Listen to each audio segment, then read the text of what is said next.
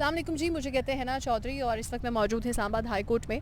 फ़याज़ महमूद मेरे साथ मौजूद हैं इस वक्त, नामवर सहाफ़ी, आप सब इनसे वाकिफ़ भी हैं। आज जनाब समाअत थी शहबाज गिल केस के हवाले से।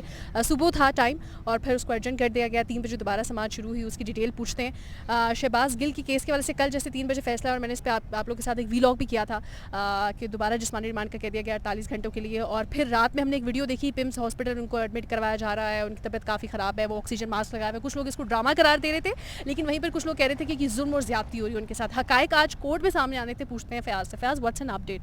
आज जी इस्लामाबाद हाई कोर्ट में समाअत थी। आपको मालूम है कि सुबह ये दरख्वास्त दायर हुई थी, जिसके बाद इब्तदाई समाअत हुई तो इस्लामाबाद हाई कोर्ट ने इस पे बल्कि ये कल जो हुई थी, आज एक और दायर की गई है वासिद उमर साहब की तरफ से। ये जो कल दायर हुई थी उस पर समाअत हुई तो दिन 3 बजे के लिए अदालत ने ऑर्डर जारी कर दिया कि 3 बजे IG Islamabad police, superintendent Adiala jail और उसके अलावा जो मेडिकल ऑफिसर है वो अदालत के सामने पेश हो जाएं, क्योंकि कुछ जो खबरें चल रही हैं वो अदालत चाहती है कि इसको खुद वेरीफाई करे कि आखिर मामला है क्या। तो इस पर जब 3 बजे के बाद ज़ाहिर समाअत हुई तो वकला की एक बड़ी तादाद मौजूद थी। कमरा अदालत ऐसे खचाखच भरा हुआ था। तो अदालत ने सवाल ही यही पूछा आईजी इस्लामाबाद से कि क्या तशद्दुद किया गया है, तो उस पर तो उन्होंने तो साफ इनकार किया। उन्होंने कहा कि कोई तशद्दुद नहीं किया।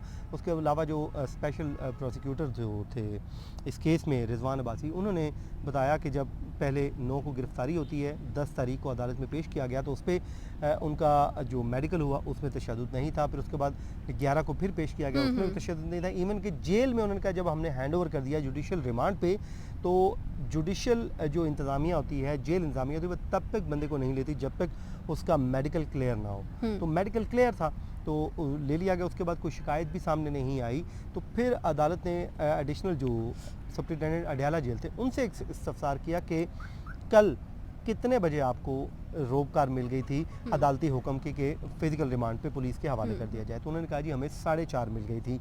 तो फिर अदालत ने अगला सवाल पूछा कि आपने बंदा हैंड ओवर कितने बजे किया, तो उन्होंने कहा कि 9:30 बजे।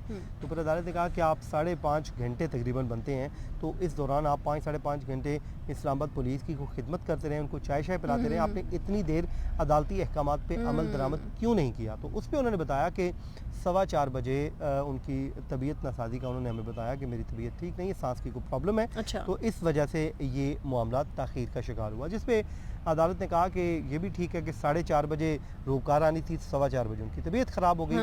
तो जिस पे अदालत ने कहा कि इस पूरे मामले पे आप हमें अपनी वजाहत दें।